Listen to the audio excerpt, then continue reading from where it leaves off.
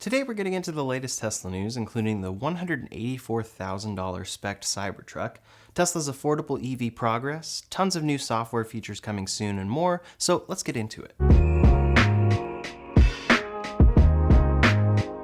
First up today, Tesla has made some updates to their navigation systems that introduce a number of cool features. Tesla hacker Green has said that in software version 2023.27.12, Tesla has added a feature that can detect speed and red light cameras. This has been a long requested feature for Tesla navigation, with a lot of people hoping that they might introduce Waze-like functionality.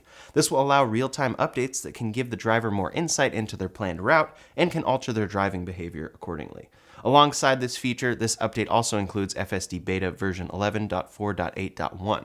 Tesla hacker at Green says that some other navigation features will be coming soon, such as U-turn control and settings that allow you to avoid construction on your route. With this update, he's also confirmed that Tesla has officially begun using the cabin camera driver monitoring system to check for driver liveliness. This controversial feature has finally appeared in the car's UI after being spotted in autopilot code for months. This feature allows the car's cabin camera to constantly monitor the driver to look out for signs that you may be falling asleep at the wheel. Privacy advocates have questioned the need for this internal camera, while others believe that the benefits of fighting drowsy driving far outweigh these concerns. At the same time, Tesla app version 4.27.5 has been released, and it brings a few cool features along with it. These include a waypoints feature being added to the trip planner, as well as supercharger photos being added. However, the real interesting feature is something called OctaView Live Camera, which includes the cameras on both left and right A-pillars. Could this feature finally be the step that gets us to a 360-degree view around the entire car? The Cybertruck is much larger than any of Tesla's other vehicles, and implementing a 360-degree view on that car, or at least some sort of overhead view like those available on many other vehicles, could be a great feature to add for maneuvering in tight spaces. We'll have to wait and see, but this could be a great sign for that feature being added in the future. Also found in future updates is Tesla's shift to a new media player called Shaka. This may help with future development better. Apple Podcasts are expected to come soon for Teslas, likely as part of the annual holiday update, and then they are finally adding variable playback speeds, including 1.25, 1.5, and 2x. This will likely just be for Apple Podcasts, as it would make no sense for music, but it could have applications to a few different apps depending on how people use them. Then, to me, one of the most interesting features is the interior camera being used for HOV lane eligibility. If you want autopilot or FSD to ride in the HOV lane, and riding in that lane has vehicle occupancy requirements, this will use the cabin camera to count passengers. This is expected to be optional since some states like California allow EVs in the carpool lane even with one passenger. Next up today, Tesla's news cycle has been dominated by the Cybertruck. It's exciting, and in my last video I detailed all of the ways that the tech in this truck will trickle down to Tesla's other products, but for many it's just an expensive thing in the way of the product that we're most excited about, Tesla's low-cost, high-volume future car. This is their next generation platform that they detailed a lot at their investor day. Since this event, we have learned that Tesla plans to first make this in Texas, but now in an interview with auto industry expert Sandy Munro about the Cybertruck, Elon Musk has given us some small updates on the upcoming $25,000 EV. Elon warned that he didn't want to say too much because he couldn't share certain information about Tesla's financials, but he did have some things to share. Quote, "We are working on a low-cost electric vehicle that will be made in really high volume. We are quite far advanced in that work. I review the production line plans for that every week. I think that the revolution in manufacturing that will be represented by that car will blow people's minds." He went on to confirm that their affordable EV will first be entering production at their Giga Texas plant before starting production at their upcoming plant in Nuevo Leon, Mexico. We have heard that this would be the case, but it's great to see it confirmed from Elon himself again. The Mexico plant has been taking a very long time to get going, with a lot of permitting and construction holdups. By starting production in Texas, this would allow Tesla to get this affordable EV off the ground and into customers' hands independent of the slow start in Mexico. Musk also said that this car would eventually be produced in Giga Berlin as well, opening up the affordable EV market to Europe. It does remain to be seen how quickly these holdups in Mexico can be resolved, or whether even Berlin will start producing this car first. Elon said Mexico will be second, but Tesla expanding to an existing factory could end up making more sense after all. It is very exciting to know that this car is looming on the horizon, and I can't wait to see what features it brings. It seems likely that it may bring many of the new features from the Cybertruck, like 48-volt architecture or steer-by-wire. With tax incentives and price cuts, buying a new Tesla is the most affordable it has been in some cases, but the price tag itself is still one of the things holding back a lot of consumers. With some of the reductions coming in 2024 to the US EV tax credit, that could have an impact on the number of cars Tesla would be able to ship. If Tesla can get this car out soon enough, though, for $25,000 pre-incentive, that would be another in a long list of game changers for the EV industry. Next up today, some big news for the Cybertruck and its initial launch spec. At the same time as the Cybertruck delivery event, Tesla released the details for their 3 Cybertruck trims, topping out at $100,000 for the tri-motor version. Now we have found out that Tesla is indeed making a Foundation Series Cybertruck. This is a fully spec'd truck, and we actually saw this badge at the factory without knowledge of what it was. Details leaked a bit, but a reservation holder has officially been contacted by Tesla to configure their Foundation Series Cybertruck. The email says your limited edition Foundation Series Cybertruck is ready to order. As an early reservation holder, you are invited to order your Foundation Series Cybertruck, which is fully optioned and includes limited edition laser-etched badging, premium accessories, charging equipment with PowerShare home backup hardware, all-terrain tires, full self-driving capability, and more. The email finishes with a very specific detail we didn't know until now that deliveries have begun in both California and Texas. More states are coming in 2024. The price? $120,000. Technically, it's $10 less at $119,990, and for many, this is yet another shock. This first trim is 3 times the originally announced base price, but in this case, it does make a little sense. Full self-driving alone is $12,000, so that leaves another $8,000 that they are charging for all of these accessories, tires, PowerShare hardware, lifetime premium connectivity, and more that is coming along with it. There's also a bit of a premium for being one of only 1,000 people to get this Foundation edition. Reportedly, this is only available for the earliest reservation holders. To lock it in, Tesla credits your initial $100 reservation fee, and then you need to lock it in with the new $250 order fee. This is something that many automakers do, announcing a very expensive spec up front, especially with a vehicle like this, so it does make sense to see up front. But it's going to be some time before Tesla scales up and before cheaper specs become available. Jay Leno was already spotted driving one around. He said that this is his friend's, it's number 5 off the line, and that it's both incredible and as fast as a Plaid. A pretty good initial review from a passionate car collector. One feature we have now seen confirmed in the Cybertruck as well is wade mode. While we don't actually expect this truck to float, in the off-road setting it has a wade mode that, quote, raises ride height and pressurizes battery when driving through water. We've seen some pretty crazy use cases for the R1T's ability to wade through water, so it would be great to see similar in the Cybertruck. In any case, there are tons of accessories available for the Cybertruck, and it does make one wonder, just how expensive could this truck get? For some, something like a spare tire will be essential, and if you're truly using this as a fully functional truck in every way, things could add up quickly. There's the Foundation Edition at $120,000, and that does come with some premium accessories, but we don't know exactly what yet. Add in the base camp tent, black paint film, a tailgate ramp, and all-weather floor mats, and we're already up to $130,160.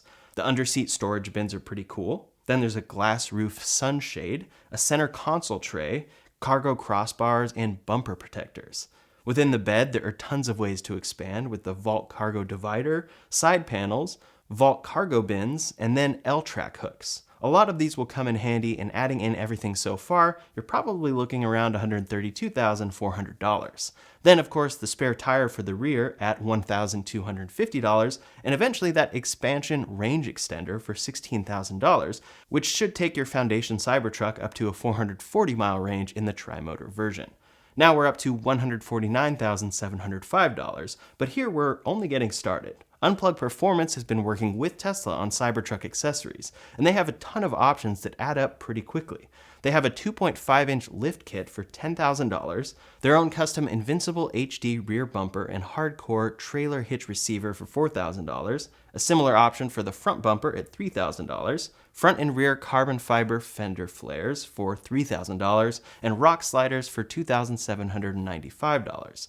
Then they have a full underbody armor for $2,295 to protect with intense off-roading and such, an HD front pull bar for $2,000, replacement carbon fiber hood system with a 50-inch LED light bar for $1,995, their own CyberHex forged wheels topping out at $2,000, $2,471.29, a side sail rack set for the rear of the truck for $995, upgraded high-performance brake rotors for front and rear at $2,390, a cool bed storage slider system for $100, and then to top it off, a Starlink mount for $75. If you want to go completely all out with Tesla's fully spec'd truck, completely upgraded and modified by Unplugged Performance, we're looking at a truck around $184,000. As the Cybertruck gets released as well, there will be infinite accessory options and infinite ways for people to spend incredible amounts of money on this truck. Soon enough though, if you want, you could drop $184,000 on this thing, which is pretty wild to see. At the end of the day, I'm still looking forward to seeing the rear-wheel drive released and seeing its price drop over time from Tesla. As for Cybertruck features, Tesla has released a new page called Get to Know Your Cybertruck for those taking Cybertruck delivery. It's an interactive page where you can click on each aspect and see a detailed video all about it. From the left side, it starts with ride height, saying, the adaptive and self-leveling air suspension offers a superior customizable ride and can be adjusted to accommodate your height and dampening preferences. There we can see the 4 ride heights along with comfort, standard, beast, custom, and off-road drive modes. For the doors, they demo how the button works to open the door that you then grab to open. They detail regenerative braking and then demo the charge port. You can press the door and the cyber light indicates its status. Around front, they show the front-facing camera feed, which can be brought up instead of the rear one. On the front camera feed is the button to wash off the lens when necessary. This front view seems to be particularly high quality. The front trunk opens with a button underneath, closes with the button inside the front, or does both from the app or touchscreen. Around back, they demo the 120 volt and 240 volt outlets. The panel covers them, then you can enable them from the touchscreen and plug in. For the under bed compartment, you manually open it and there's a drain plug at its base, then you close it by pressing down firmly. The tonneau cover works with the switches as you may assume, and pressing a second time will pause. The tonneau and tailgate operate independently.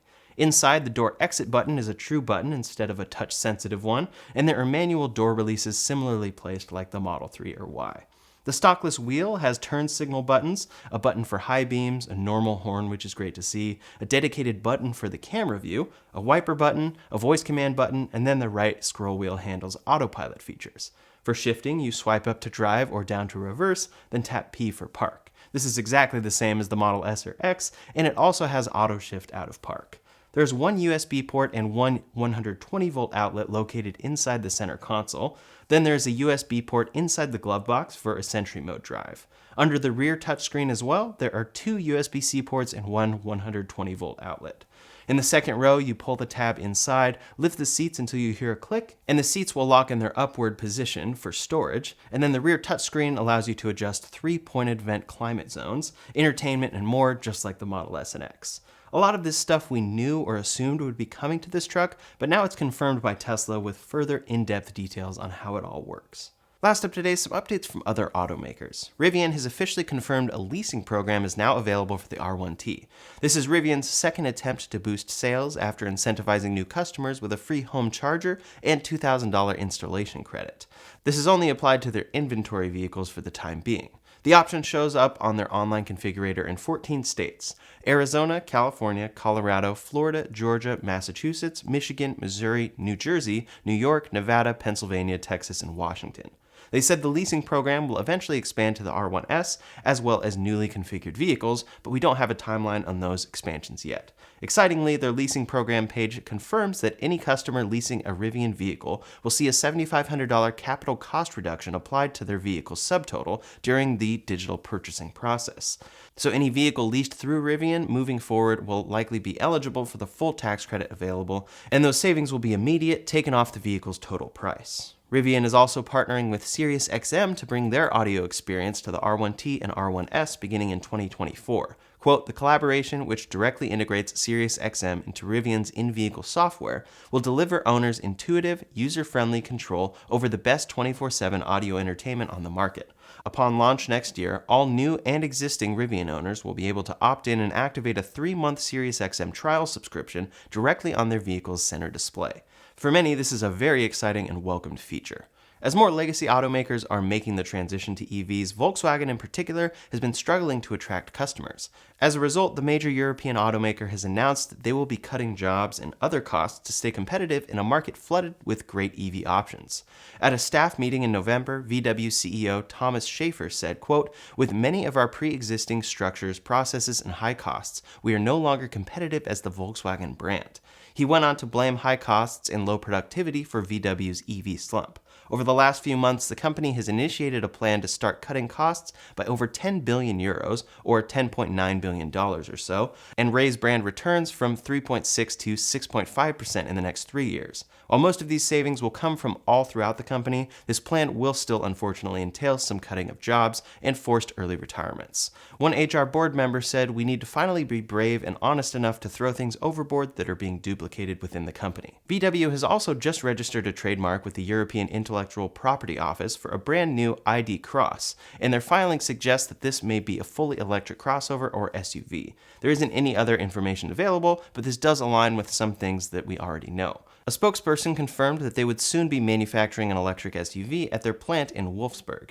The same EV was mentioned again in September, when they claimed it will be produced there in large numbers. We're not sure if this Wolfsburg EV is the same one mentioned in this trademark filing, but the pieces do seem to line up. This electric SUV will follow the ID.2 all-electric hatchback entering production in 2026.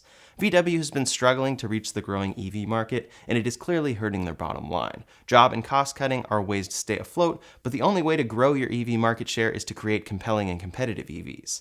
We'll have to wait and see if this upcoming ID Cross or another VW EV will be able to entice customers in the future. Over at GM, a lot of people were disappointed when they announced that they were discontinuing their popular Chevy Bolt EV in lieu of building their upcoming Ultium EV platform. Their priorities were to build all-electric versions of vehicles like the Silverado, Blazer, and Equinox.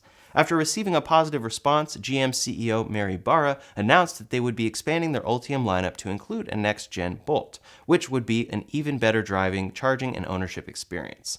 This car will also be the first Ultium model in the US to feature LFP batteries, a measure that should help to drive down costs. According to a report from Reuters, GM is planning to start production of that vehicle at their plant in Fairfax, Kansas, after their recent deal with the UAW. This site may also be the home of a number of other premium GM EVs, including a potential electric Corvette. Until now, we weren't sure when this car might see production, but now we have official confirmation that it should begin coming in 2025. GM was, quote, "disappointed with their Ultium-based EV production in 2023, but they have made substantial improvements that should let them bounce back in the next year." Ultium production grew over 200% in a short time, from 1,395 vehicles delivered in Q2 to 4,222 in Q3 of 2023. With the new Chevy Bolt on the horizon, GM hopes that this affordable EV will be enough to drive mass consumer adoption. That's all the latest Tesla news for today, so in the meantime, if you want to see all the Cybertruck features we could soon see in Tesla's other models, you can check out that video linked up here or in the description below. Thanks so much for watching, and I'll see you on the next one.